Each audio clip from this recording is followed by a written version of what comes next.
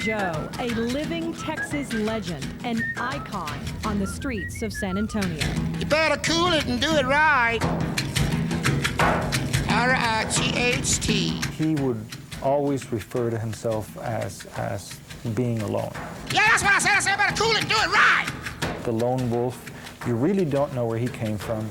You really don't know who he was. I'd make a record, boy. But the places he's been, the people he's entertained. He did play for President Kennedy the night before he's assassinated.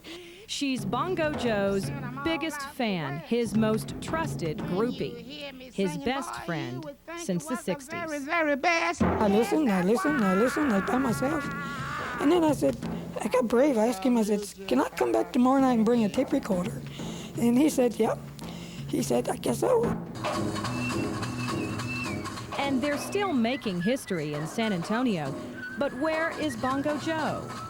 He said, what you need to do is go home and call up everybody and tell them why I haven't been around and why I haven't called.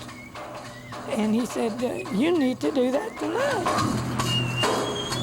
Tonight, we tell you the story of Bongo Joe, where he's gone, and what he has to say to all of us in San Antonio.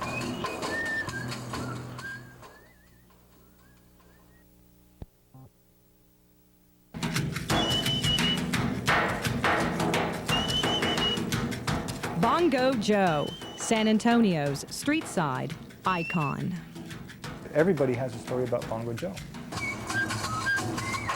His story is one of kettle drums, boombox, bright red motorcycle, a living Texas legend celebrated by Texas songwriters. Jamming up with Bongo Joe.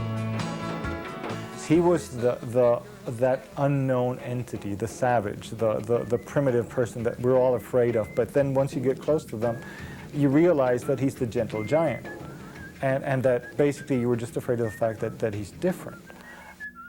Bongo Joe met his biggest fan right here in front of the Alamo. It was 1968 when a wide-eyed woman named Helen said hello, and instantly they forged a friendship like no other. I really love the rhythm and the beat. Helen had never heard anything like Bongo Joe. Soon they were the best of friends. Helen by day, a data processor, by night, Bongo's new manager. I picked him up in front of the Alamo to take him to the sound studio. He started scooting down in the driver's seat. And I said, what you doing there, boy? He said, woman, you're trying to get me killed. He says, a black person don't sit in the front seat with a white woman. I said, oh, sit up. I said, I belong to NAACP and ain't nothing gonna happen to you. What happened next surprised them both. Helen and her newfound friend would enjoy more than 30 years together. Helen driving him to play for the poorest fans, to the president. Once he had that hug from President Ford, he put a big smile on his face. And he went the rest of that tour, I'm telling you, in top gear. It was the darndest thing I ever saw. Bongo Joe lived on the streets, lived with Helen's dentist until he got sick, and then lived with Helen, his most trusted friend.